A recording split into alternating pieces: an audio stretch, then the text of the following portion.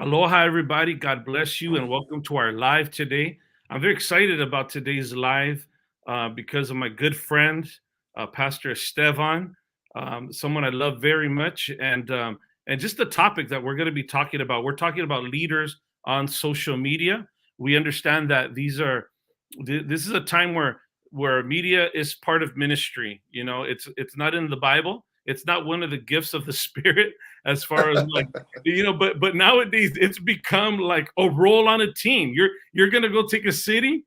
They're not just asking for someone who could you know uh, hit the streets or lead in worship. They're saying, hey, I need to take me a media guy, and especially during this interesting season of shutdowns that we went through in the past, and where just the media team was just so instrumental, and we do get that, and we do know that media ministry is here to stay, and there's so many aspects to it, and we know that in the future it's just going to keep there's going to be new avenues, new platforms, and already I know someone like me, I'm already behind in some of the platforms that we could be using, and we haven't maximized them yet. But today, what we want to talk about, on Wednesday nights, it's a time of training our leaders. It's a time of discipling them. It's a time of talking about ministry philosophy on a lot of different subjects. And then I try to get in some help, some friends to help me, to raise up our spiritual children here in the islands, and I get people that I respect and love very much on these topics. And the individual that we're having is Pastor Estevan. Pastor Estevan, we've been friends for over 25 years easily. We share the same birthday, right?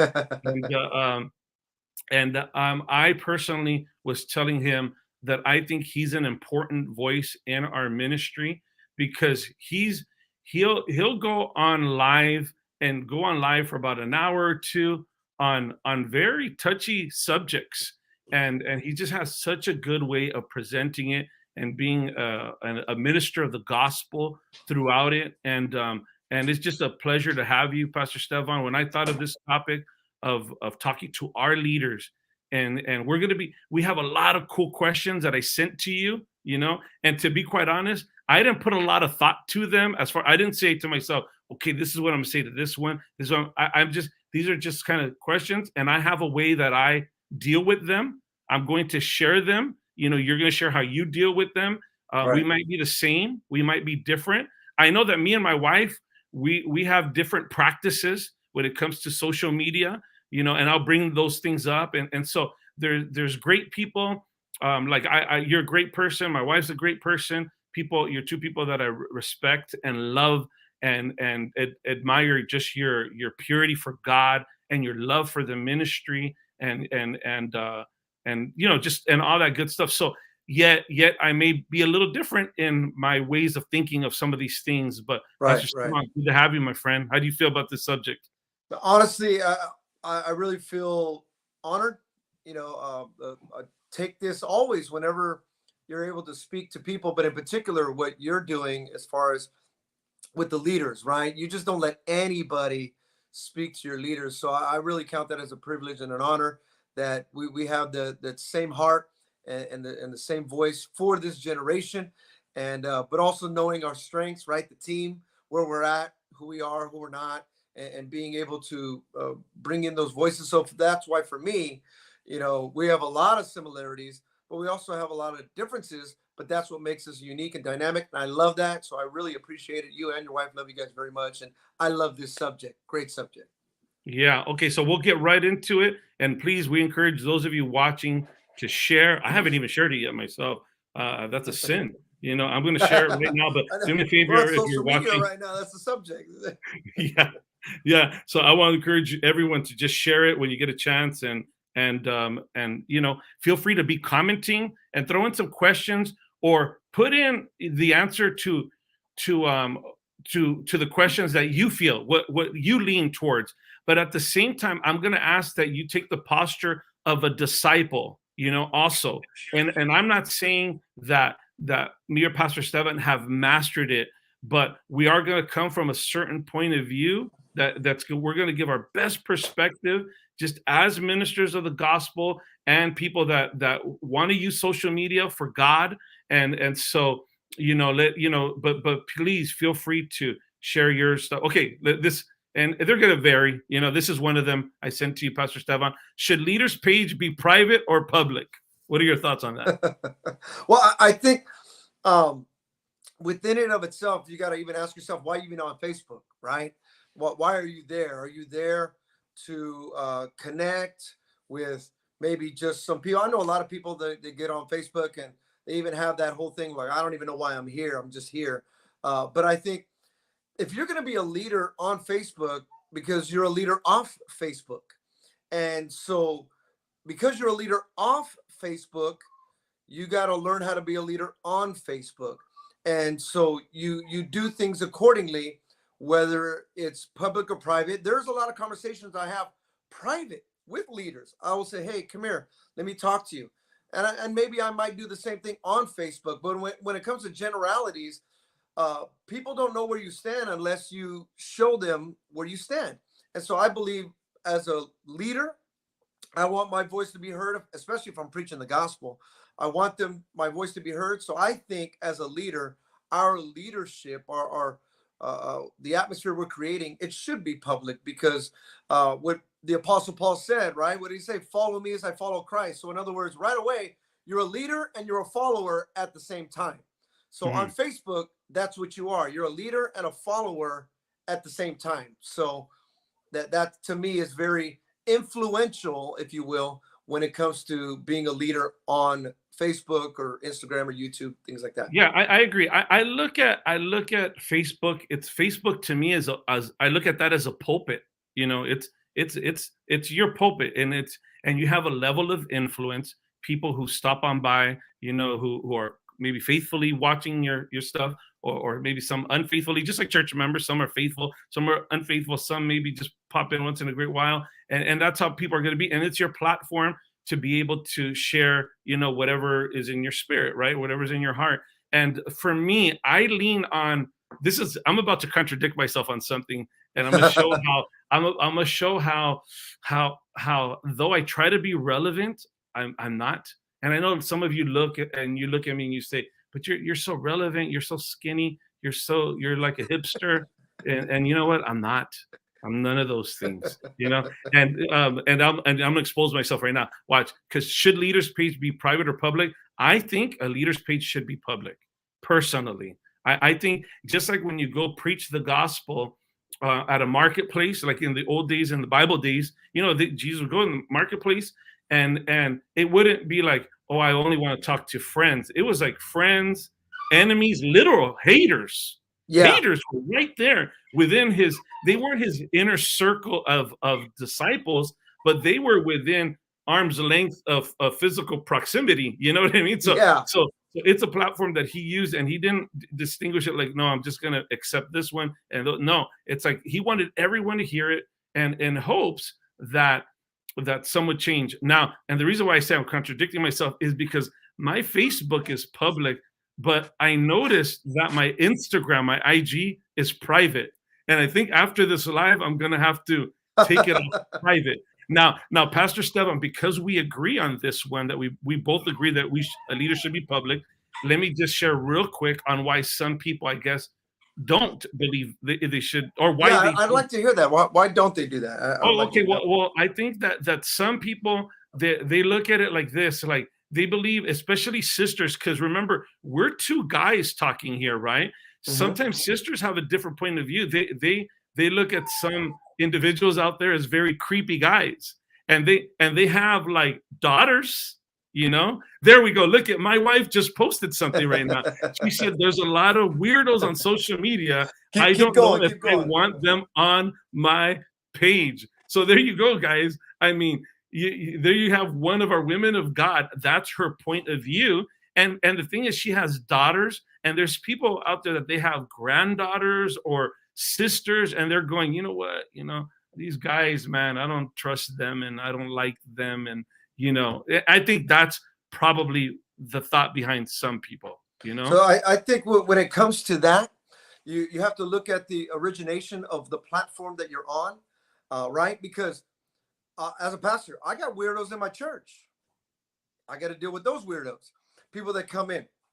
And understanding and knowing the aspect of the playground that you're on when it comes to social media and how to deal with things, the principle is the same when it comes to even physical, right? When it comes to literal face to face, when I go to the market, when I go to the restaurant, the way you deal with people. Well, there is a principle. Strategies are different, but there's a principle that is there on being able to deal with it. So that's why for me as a leader, again, because if you're a leader, you have to deal with them accordingly. And you can block people. You can even make your how would you say, the friends list of things that you do, the way that you deal with it. How, like, not everybody's going to see it. You only want your friends. Well, okay, you have to deal with that accordingly.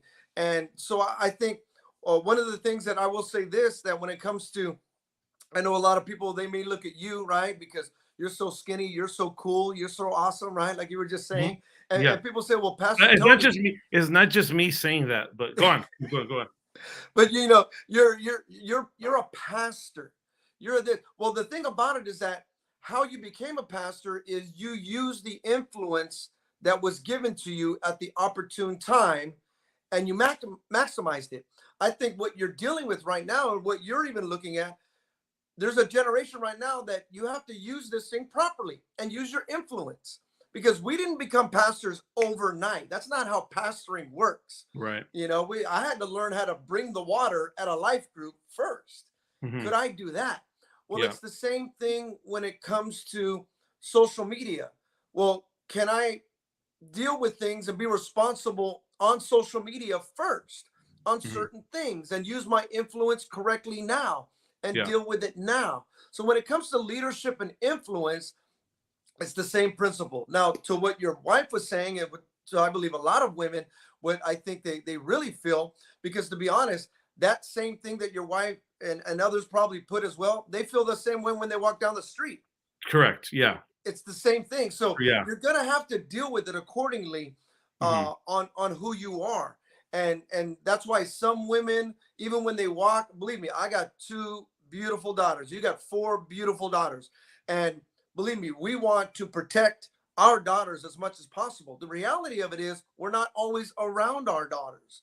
We're not always with them. So we have to teach them to deal with guys that they like and guys that they don't like, and share with them how to react and how to look at them and how to talk about them and how to deal with them. And not always everybody's really Hmm. not everybody's, oh my gosh, I like him. Like, there is a balance. Well, it's the same on social media, and you have to be able to deal with that accordingly. And Accordingly, yeah. that's where leadership and our influence and what you're even dealing with and talk about is very, very important. Yeah. Okay. So I think this is a great question to transition into.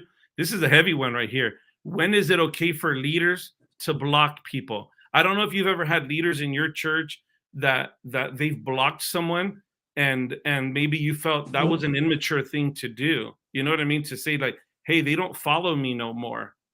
Because to some, and I understand that there's different perspectives out there, but ultimately it's a negative thing to block someone or to unfollow someone. And I understand that sometimes people go on a break of social media, so they kind of delete everything, and so it's not they're not trying to offend anyone. But again, I think for me, I'm coming from what I'm trying to talk as is from a Christian leader's point of view.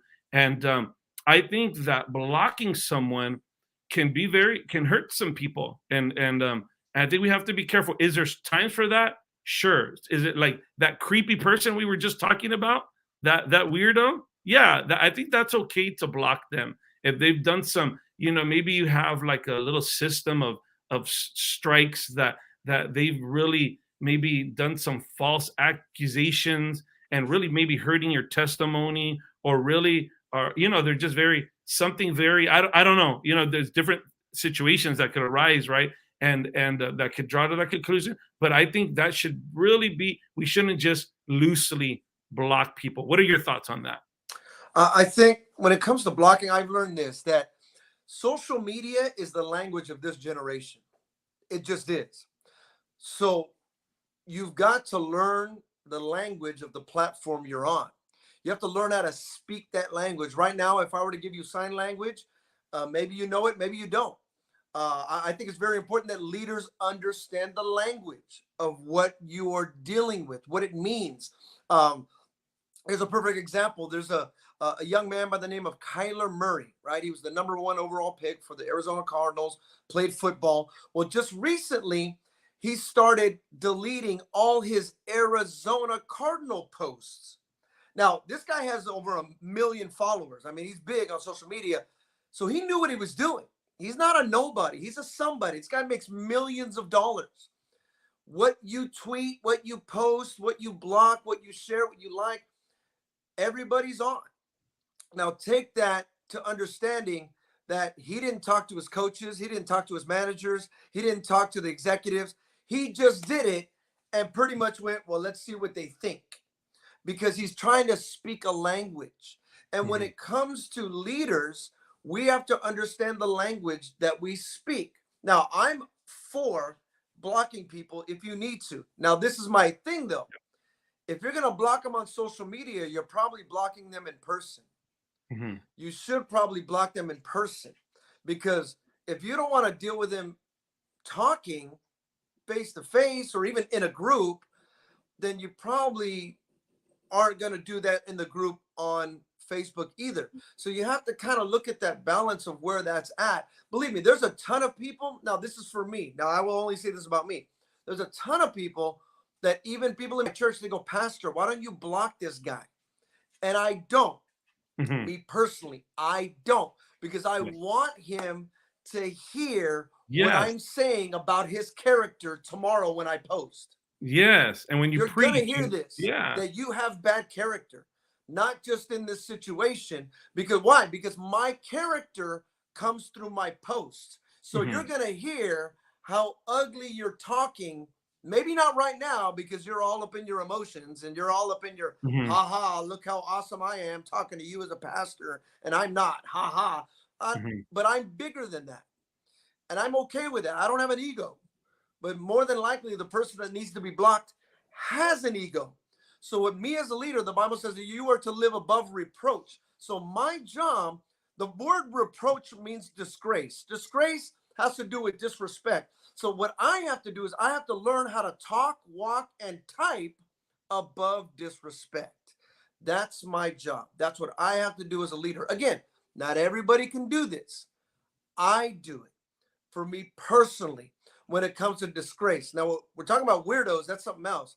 But when it comes to Sure. disrespect and disgrace, that's something I don't do. I won't block you, because I'm going to show you what it's like to live above what you're doing to me. Yeah, so I don't feel, I'm not on the side that thinks no one should be blocked. I do have a couple of people blocked, and so I do am a believer in practicing that, but it's kind of like a last resort, I think. And I think social media platforms expose our immaturities, and when we're talking about leadership and we're talking about disciples, we need to be mature. One of the things me and you talked about yesterday on the phone, I was sharing with you that I'm one of those guys. I'm a little bit, I'm a little bit. I conduct myself a little bit politically correct.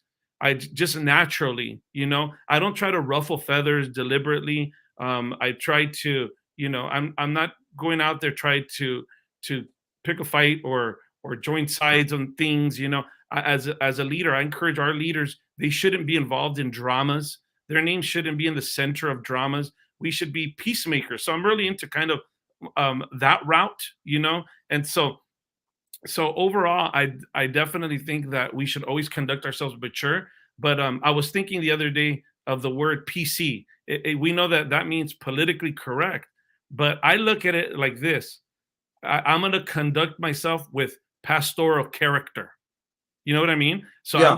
I'm gonna, and to me, when you conduct yourself with pastoral character, you're going to be, you're not going to get yourself into all these different dramas. Okay, so I don't know if you do messenger groups. We have a bunch of them here at the church. I'm sure most churches and leaders do. How should a leader go about removing someone from a messenger group? Because that could be dramatic, also, Yeah. right? So Yeah, tell me about it that. How actually do you go goes about with that? what somebody was even asking right now, and that's a really good question. It kind of coincides with what you're asking now and what we were just talking about. Because somebody said, "Well, what if they don't post and they're just, you know, creeping, right? They're just a creepy kind of creeper, right? They just want to they want to be all up in the mix." I think what it is, as pastors, as leaders, we have to understand, let's just say it's somebody in your church and you just feel weird about them, then you need to make that choice. You have to make that choice as as a person, knowing that we have a lot of people in our church that feel like we are their pastors, but as a pastor we wonder, am I your pastor? Like, am I your leader? Hmm. Because you never come to church, I don't really see you. I'm not pastoring you, I'm not shepherding you, but yet they feel like that. So I think what's very important for us as leaders is to kind of, we have to pray. This is where prayer is so important, because I have learned that sometimes if you block somebody and they weren't a creep, they weren't weird, they were just like, I just like to see things, and they're very soft spoken. They don't know how to talk. So social media is their way of connection. And you just go, man, this person's weird. I don't even know them. And they can get really hurt. So you have to really kind of see where they're at and where you're at. Again, what is your purpose of why you're on there? And then even go into your messenger thing about how do you deal with that? That's something where I think if you're going to remove somebody from a messenger, you should be able to speak to them personally. If you can't talk to them personally and direct to them, whether it may be on direct messenger or give them a phone call or text, then you are avoiding a tough conversation. And leaders have tough conversations. If So, you're not willing to have a tough conversation, then you're just doing it maybe out of spite, out of anger, out of, just, you don't know how to handle it. And that, to me, again, to me, probably wouldn't be the best thing. Now if you can, then yes, then deal with it. You need to be removed. You got to be gone. well, it seems like there's a language out there, and social media and these different apps also like Messenger. They're very they're powerful platforms for the passive aggressives, because so you could remove yourself say you're part of a team, you're part of the gang team, the worship team, um, you're part of a ministry, and then something happens there's someone wonders, hey, was that person acting strange, and then you're not sure, but then later you see that they removed themselves Yeah. from that messenger. That's like, oh yeah, something's up, right?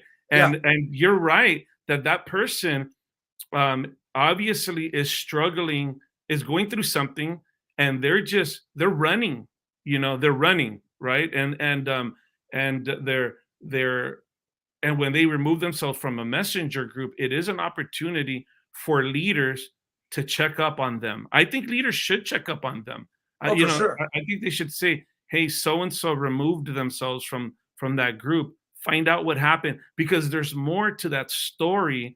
And I think as leaders, it's an opportunity to go and minister, maybe Hmm. heal, maybe do some healing, maybe do some correcting, maybe do some guiding, Yeah. maybe bring some clarity. Maybe there was tension between them and someone within that group, and now you could be used of God to be a peacemaker, because something we say a lot is we're stronger together. But with removing people from messenger, it's some people, they don't even check their messenger, so they don't really care. Other Yeah. people are too sensitive, and it's kind of like you're not in that ministry no more.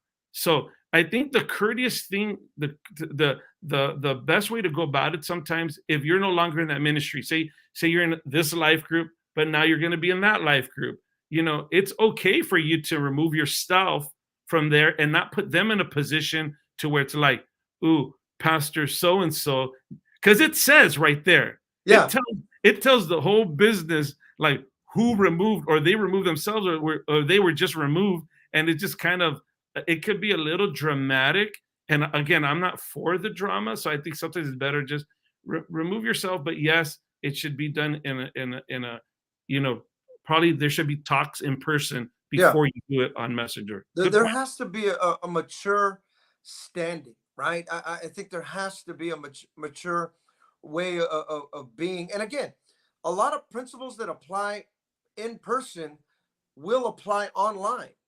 And I think that if there's a group, in other words, I'll put it like this: if there's a group that you're involved in, and you keep like, man, you have a everybody has you're in this group that you have a friend that you talk to about the group, and you're always like, man, this guy, he gets on my nerves, but I'm gonna do this.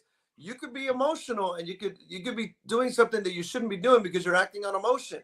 And probably if you're even in a group that you keep having this reoccurring problem, maybe it's not the group, maybe it's you, maybe you're just not mature enough to how to Mhm. deal with the group. Yeah. And so there's a lot of variables when it comes to that, but a lot of it, not all of it, a lot of it, all of it really resides on us, Hmm. on who we are as a person and our character. And believe me, I've been in groups with people, I have no idea who they are. Right, because some people add you to the messenger. It's like, how did I get in this group? It's like Yeah. some person you don't barely really know, and then you see, I'll see other pastor friends were added to that group, and then so and so removed himself from that group, and I'm like, whoa, that's awkward. And then I'm like, I'm gonna remove myself too. I don't even know what I'm doing in this group, right? Yeah, see, But but Stefan, I got that's the thing. Like, another you can question. also be able to talk to them because I've had exactly what you just said. And I actually called that pastor. I said, hey, I just want to see where you're at because you're not in the group. And he goes, oh, yeah, I don't really like group text. I don't really like the group messenger. I said, oh, Right. okay, cool. But I did tell him, I go, just letting you know what this group is about. So in the future, when you say I didn't know, you can't Yes. say nobody told you, Correct. because Yeah. but see, the thing is, I called him. I Yeah. literally Good. called That's him good. and made sure. But see, that was the person in me. And I know for a fact, because there was other people that saw the exact same thing I did, and they went, yeah, this brother, look at this guy. And okay, then he becomes that guy rather than a Yeah. relational person. So Right. this is where you got to understand where you're at in the group and where your role is in that group. Yes. Okay, here's another one right here. When is it okay for Christians to DM the opposite sex? What are your thoughts on that? That's a very touchy one. Me personally, there's really not a need to. Um, Most of the time, I can't think of a reason that there's a need to, because most of the time, especially in ministry, you know somebody, or you have even if you're single, you have another leader, you have another woman, or even another leader guy, if you're a woman, that you can connect with, that they can tell you, oh, I can do that for you, I can deal with that for you, or oh, this would be good. So most of the time, there's really not a reason. Every once in a while, maybe there might be something, hey, my daughter's birthday, God bless you, Sure. hey, stuff like that. There might be something, but I put it like this: as a married man, there's nothing that I shouldn't be able to show my wife. Like, here, hey, 100%. check it out. It's right there. Like, and believe me, if I'm being honest, in the years past, it hasn't happened in a long time, but I say like 7, 8 years ago, I got a direct message, and even I looked at it and I go, what is that? Like, am I reading this right? Like, they weren't being direct. They were being like innuendos, you know what I mean? Mhm. Like indirect. And right away I went, oh, heck to the no. And I just deleted. But those things do Sure. happen. And you have to, as again, this goes to your character. Because now remember, all this stuff happened before social media. Correct. It's still going to happen with social media, and it's going to happen after social media. Yeah. So it's all about your character on how you deal with it. So as far as, is there a time? I really can't think of one Right. that, outside of, you could probably have had somebody else do that for you. It wasn't that big of a, no, I got to do it right now. Yeah. Probably not. Yeah. I can't, you know what Well, I you mean? know what? I think If they have if you have to delete it from your history, then you should have probably never done it, right? Um, pretty and much. and like I know for me, sometimes like many of us pastors will do, let us know what your prayer, if you have any prayer requests, and sometimes they'll put it on the comments. but sometimes they'll message you, right? What I do in that situation is I show my wife, and Hmm. if there's a need to respond, then it now turns into a group message of me, my wife, and that person. Or I'll tell my wife, "Hey, babe, can you respond to this person?" Yeah. Automatically, even myself personally, I'll be honest with you, my wife has all the passwords to all my stuff. She has access to it. I don't Hmm. care. There's nothing to hide, and I think we should always be careful. I love what you said earlier, that I mean, we should think about it the way we conduct ourselves in our private lives. Hey, I'm in my office right now, right? I wouldn't be in my office with a sister by myself, even if she's my assistant or my secretary, unless it's my relative. I have no business being alone with a sister. Period. Right. And I'm all for that. I love that you're the same way. Okay. Let me ask it. This is another question. How about this one right here? What post should a leader not like? You ever seen leaders like a post, and it's like, dude, what are you hitting like on that post? You know what I'm saying? That's an inappropriate post. You shouldn't be hitting like, or Yeah. whatever platform you're using, whether it's the heart, which, by the way, the, I don't hit the heart on Instagram, because that heart is just so intimate. I'm like, whoa, this is like very, You got like, into a my whole lot of innermost love souls there. I don't, emotions on this one. huh? The Instagram, they got into your innermost soul's emotion with the heart. So what are your thoughts on that? Oh, well, the crazy thing is this. I have studied Instagram and I've studied Facebook and I've studied social media. And the reason why they do these things, they have the like, the thumbs up, because even at one time, many years ago, they asked Zuckerberg as well as the Facebook staff to put a dislike button. And they didn't want to do that because that's not what they were about. They were about trying to do positive emotions. So the way Facebook and social media, the structure, the infrastructure, it's built to get you on a high, right? Dopamines. It's built for that. So what they want to do is they want you to feel good. Now there is a reverse effect, and we could talk about that later, right? Because if you hit a post and nobody liked me, oh my gosh, okay, that's something else. But when a leader should not like something, it's you have to realize that what you're involved in, what your little thumb does, you think it's just a touch, but really you're touching the soul because that's the way Facebook was built. Mm, Facebook was built to touch a person's soul. So what you and I have to realize when we have these likes, and if I'm being honest, I mean it's the same with even us when we post things like, oh man, people agree with it. Oh man, people don't agree with it. What's going on? Like everybody has these types of emotions. And mhm. Facebook was built, and Instagram and all these other ones, TikTok, for your emotion. And so what I think that we have to be careful what we attach our emotion to, because people have emotions. People have, and some people are more emotional. So you have to really kind of see, okay, if there's a cuss word in this post and I'm a leader, I'm understanding my influence, you know what? I'm not going to like this, even though it may be something that sounds kind of cool, but yeah, it's got cussing all over it. Probably not a good thing to like, Correct. because I'm not going to, I'm, other people are attached to me. We're friends. We're already emotionally attached. So when I like something, my emotion attaches that post. This person who's attached to me is now attached to that post. And they go, wait a second. I didn't know you were like that. I didn't know you like a girl wearing this. I didn't know you liked a guy wearing this. I didn't know, Mhm. like, oh, like it goes into a whole nother emotional world that probably you shouldn't even be attached to. Yeah. One of the things my wife said, that I remember one time she goes, I don't think it's appropriate, like, after hours, to to um to to engage in someone's social media of the opposite sex. So say you're night owl and it's 2 in the morning, and you're hitting like on something that's not an inappropriate post. It could be a scripture, it could be anything, it could be a family picture, but just the fact that you're engaging in their social media after hours can have an inappropriate, you know, some inappropriateness. Connotation. No, for sure. Yeah, I I agree. I agree thought that was good. 100% with her, because it does, again, the engagement of the platform you're on, people are looking for, even the most introverted person.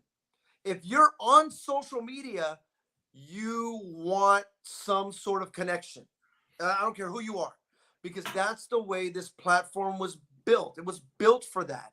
It was built for even the most introverted person who can't talk, but you can hit a button, and Hmm. that's the way it's built. So what you and I must realize, I was taught even at a young age, right? From when I was 13 and I wanted a girlfriend, my mom would say, "Okay, not after 9 o'clock.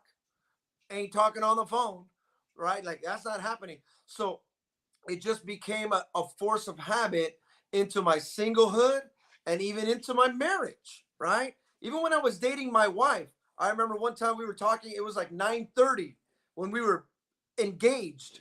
And I was like, like I was having a tear within me, because that's my character. It's Hmm. how I was taught. You And so I trained believe yourself to have these certain convictions, and that's it's just beautiful. it's just a conviction that's there. Yeah. And I think this generation needs to learn that type of principle conviction.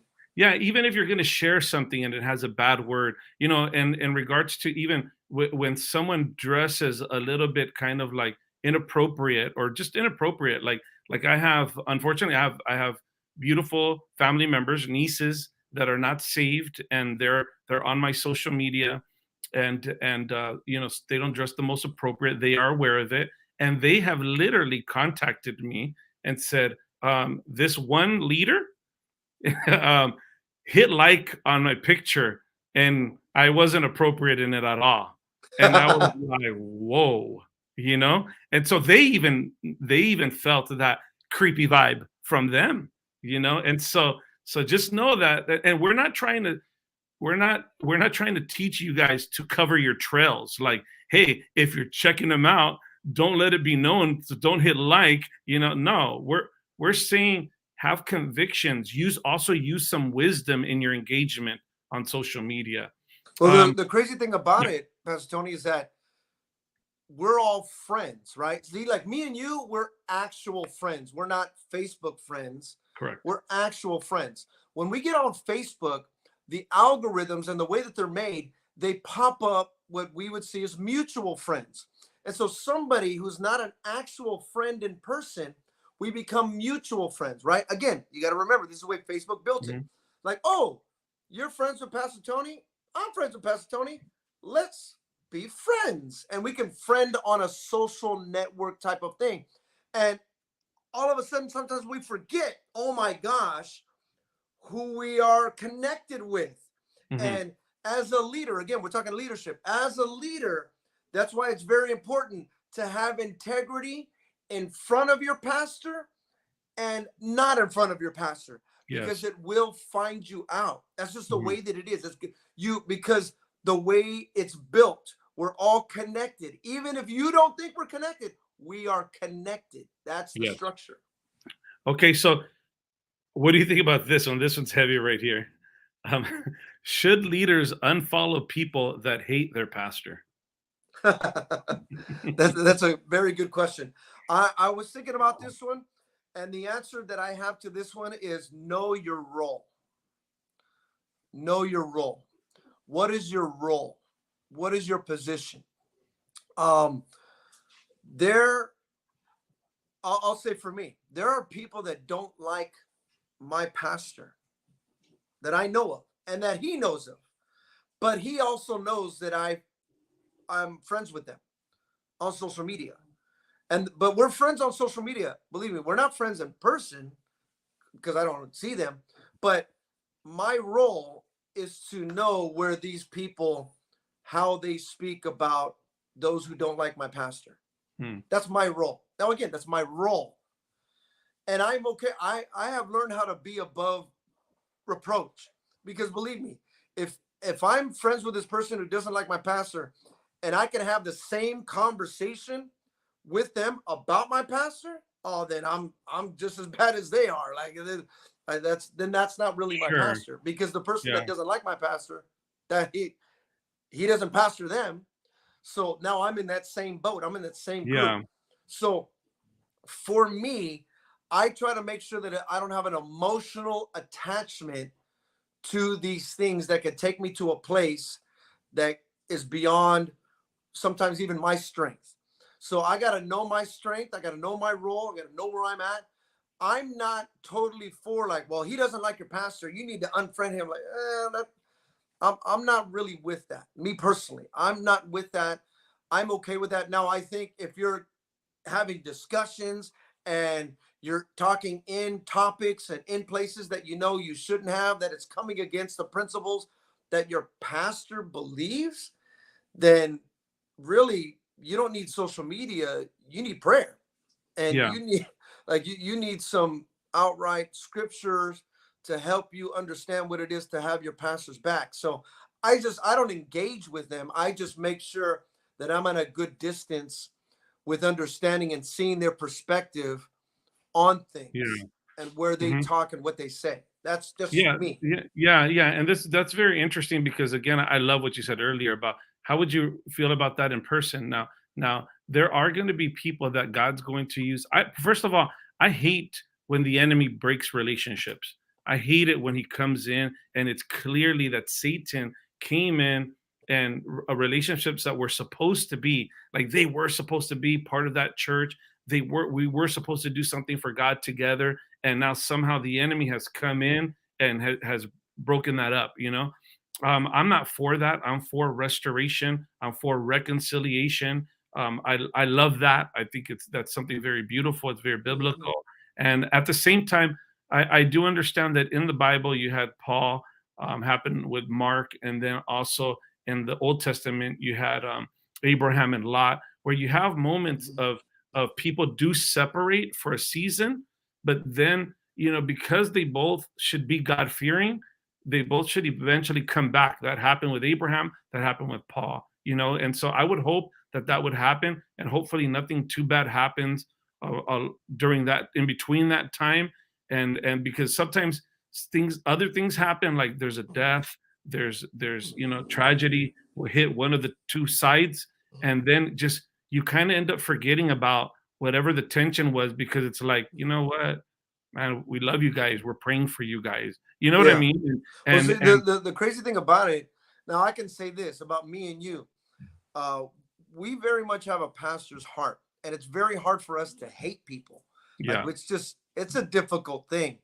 Even people that have wronged us, right? That's just I know people that have wronged you. You don't Mhm. hate them, right? We've had Right. conversations. Right. We've talked about it. You actually love them. Yeah. So to find a sphere of people that we as pastors, I will just say me and you as pastors, that we hate, it's like it's very, very, very, very, very, very, very small Yeah. because we care for people's souls, even people that have told us they don't like us, they don't want to be around us. I Sure. still care for their soul. I still want them to make it to heaven. So for you to engage an emotion that Mhm. I don't even have that emotion. I don't want them to go to hell. But yet Right. you Yeah. do, well then you're not following the principle that I have Yeah. as a pastor, as your pastor, and you're my leader. They're not Yeah. even my leadership. You are. And Yeah. I don't hate them. So So you I have think I got to think they learn should how to they should protect. engage with those individuals to try to bring peace, and not definitely feed whatever, lie they're being hit Yes. with, and definitely shouldn't, your loyalty shouldn't be divided or nothing like that, but by all means minister. I guess this goes good with this one. They're very similar. Should leaders unfollow people who bash the ministry? There are people who just outright bash the ministry. That it's almost has I would honestly say it has a very demonic, nature to it. And what would you say about this? Because it does happen. Yeah. This is a very difficult one. If you would have asked me this some years ago, I would have actually said, no, don't do that. But now, because of, like you said, the demonic um, oppression that comes with it, Hmm. I'll be very honest, most of the people can't handle it. Yes, unfollow them. In other words, it's not even worth it. There's no benefit Yeah. to your soul for following them. In other words, why are you even following them? What, like, Yeah. In other words, who are you following? In other words, right? You should be following people that benefit your soul. And if you're going to follow people that bash the ministry, it's eventually going to get to you, even if you don't believe it. No, I could take it. I could take it. Okay, you can. But this is why I'll be honest with you. I don't even like it when people bash other ministries, not just Yeah, our for ministry. sure. I don't like Correct. it when they bash other ministries Yeah. and they talk about that pastor and that. I'll be honest with you, and you already know we've talked about this. I go on people's stuff that when they start bashing pastors, I will go on there and I will post scriptures and I'll even ask them and say, hey, how would you like it? And, this and that. Don't be talking about like that's not a very beneficial thing that people can see you and you're an influential Mhm. person. You're talking about this pastor. This is a total other ministry. And I'll go on there like, that's not good what you're saying. You're making us, and when I say us, the team of Christians, not even Victory Outreach, you're making Christians look bad. Stop doing that. You are of no benefit to me on my Mhm. team. Yeah. There's this a passage that it doesn't have to do obviously with social media, but in the Bible it talks about in Corinthians to the woman who's married to an unbeliever. The Bible talks about if he leaves, you have the right to live at peace. Right? So I do think that there shouldn't there's some things you shouldn't have to be seeing. And some people that may bring that lack of peace in your heart and in your spirit. And if they're just kind of like being used as the enemy, hating the ministry, hating the church, hating, by the way, people like that, are they really saved? Because the Bible says, talks about, what must I go to have, what must I do to have eternal life? And he answered very simply, love God with all your heart, mind, soul, and strength, and love your neighbor, Love your love neighbor. others. And so that's in there too. So to be bashing ministers, how demonic is that? For you to hate pastors, even if they've given you, I mean, look at David. God honors David because he had a leader who had bad character, yet he didn't take him out. And yet there's some people on a mission to take out ministers and ministries, and that is not, that's a ministry that Satan has given them, not God, because God doesn't give people a ministry like that, like, oh, go take that, that Yeah, yeah, ministry yeah. out, that minister out. God will do that. God will humble. God will remove, because ultimately the people are his sheep. They're not even our sheep. I mean, we're all his sheep and he's our Right. shepherd. And if those people are wolves, God will get rid of them. God will get rid of them, And Yeah. so, yeah, very, very heavy stuff. I, Heavy, I heavy. like what you said too, Pastor Tony, earlier when you said you were talking about drama, right? And we're talking about leadership. And if you are following somebody for the sake of drama, then that actually means that you've got something in you that you have to deal with, not that person, in you, because you're only following them for the drama. And I that's ain't a gonna lie. problem. I've been guilty of that. Like I'll see someone get into it, and then you want to go, you do the follow up ministry, right? Follow up ministry. Let me go back to see if there's, and they do little memes of that, of someone sipping the tea like Kermit the Frog, None of like, my business. or the popcorn, you know. And the thing is, you're right. That exposes something in us that we're getting a kick out of something the enemy's doing, really. And Right. that's not cool at all. Not cool at all. Okay, what do you think of this one, Pastor? Should leaders vent on social media? Um, right away, if you're going to use the word vent, my answer is no. If you're going to say vent, then no, that's not the place to vent. Um, you know, now that's a tricky thing because a lot of people say, well, I'm not venting, I'm just, saying, or I'm just sharing, or like, okay, see, and again, this goes back to what we were talking about earlier. If you're trying to generally speak to one person, but you're doing it in generalities, you've got a character problem, not them. You do, because you're trying to say, like, let's just say, for example, somebody goes, well, you know, well, some people, they're like, okay, after you say that word, some people, more than likely there's a person and not a people. And it's just saying that you don't know how to talk to that person, so you generally speak. Yeah. Generally, now there are general things to deal with, right? There's general ideologies, there's general philosophies, there's general things. And I get that. And we could talk about that too. But usually, when people, and we're talking leadership, if you're going to vent on something that you already know this is for someone, then that just means you don't know how to communicate and you don't know how to Yeah. talk to that person. And this has become your playground. And that's a scary thing to be able to do.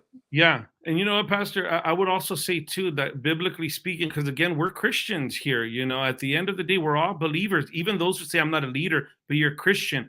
A Christian should walk above reproach. A Christian should have self-control.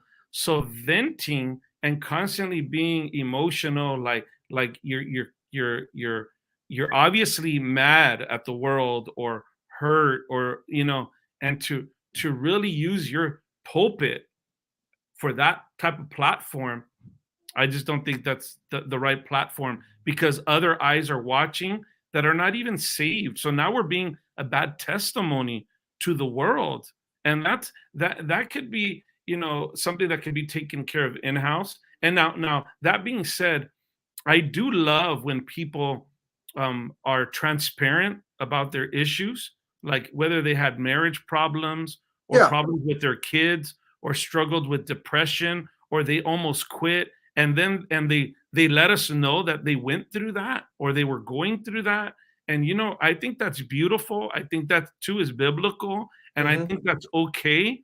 I just definitely think that I believe that God has emotions and we have emotions, but at the same time, it doesn't mean that we're going to use this platform to always be venting, in a negative way, because it's usually used in a negative way.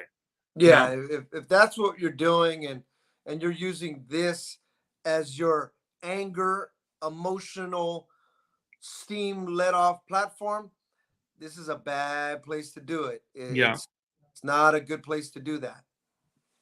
How should a leader react to a divisive comment on their feed? So you got someone you're a pastor.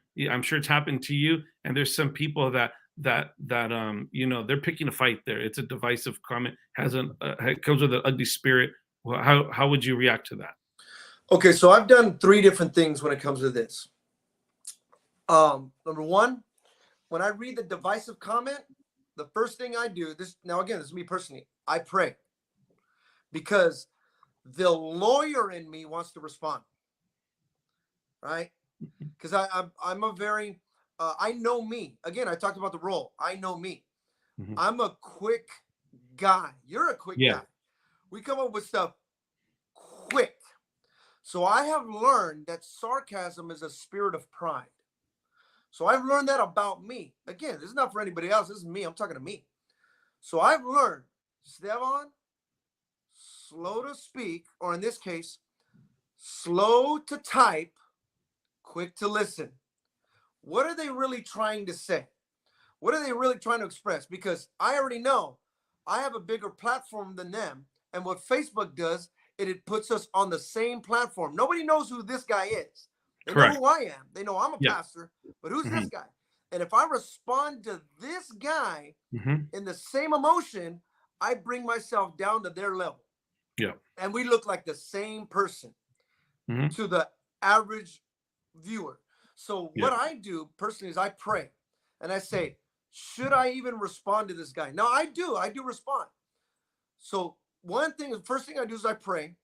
The second, if I respond in a way that is beneficial to his soul, to his character, and to everybody who's going to read it.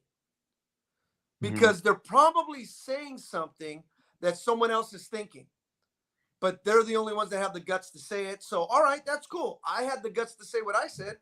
Then let's talk about it. And the majority of the time, we have good conversation as we go through the thread. Hmm. Another thing I do is I won't even respond at all. Again, this is after I pray. I won't respond at all. And sometimes I'll even delete the comment because it's not even worth going there. Yes. Like, bro, I know who you are. No one knows Yeah. who you are. Delete, get up off here, bro. You just go somewhere, Yeah. build your own When in platform and make your own opinion and let yeah, people listen to you. when in doubt, kick them out, because Yeah, right. yeah, you know what? I've had pastor friends, that are high caliber pastor friends, and I've advised them. I said, look, you literally have tens of thousands of people that watch you. This guy has 134. He's trying. Don't give him time on your mic. Yeah, Or just don't you? Yeah, because that's literally like having a mega church, and you giving the mic to this guy, and he's divisive. yeah, Kick him out. He don't deserve your platform because he don't have that many followers, and yeah, and not only that, but then there's people who love us and love, there's family members who love us. There's sons and daughters of the faith who love us, and that gets them feeling like, whoa, they're disrespecting my pastor's wife, or and it just kind of could stir up some things that we don't want to do all that. yeah. It's just not worth it. Sometimes if I do respond, I respond. Number one, I do it in love. That's the only reason why I would do it, because the Bible even says if you have all this wisdom but you don't have love, it's nothing. So I do make sure, if I do, and majority of the time I really don't, but if I do it in love, and I do it also because there's somebody else out there that's thinking like them, and maybe this person doesn't even know they're being divisive. They're just sharing. Yeah, So I have to kind of true, consider true. what that is and who they are, and I do my best as a shepherd to know my sheep's voice. Yes. They say the sheep know their shepherd's voice. Well, as a shepherd, I know my sheep's voice too. Good. Wow, that's a good one right there.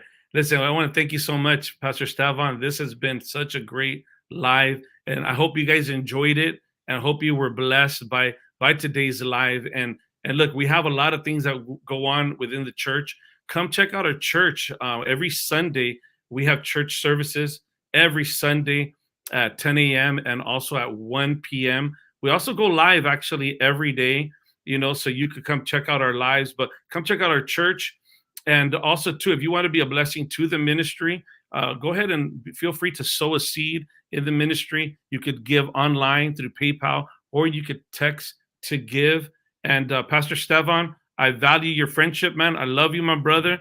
Thank you so much again for all that you do for God and our ministry. You're an awesome leader in our generation.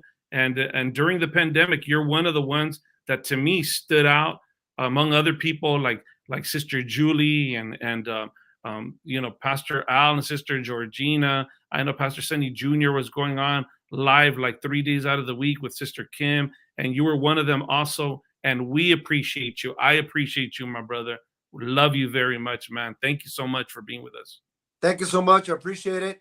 I love, Victory Hours of Hawaiian Islands. Love you guys, and looking forward to seeing some great things. You guys are on it.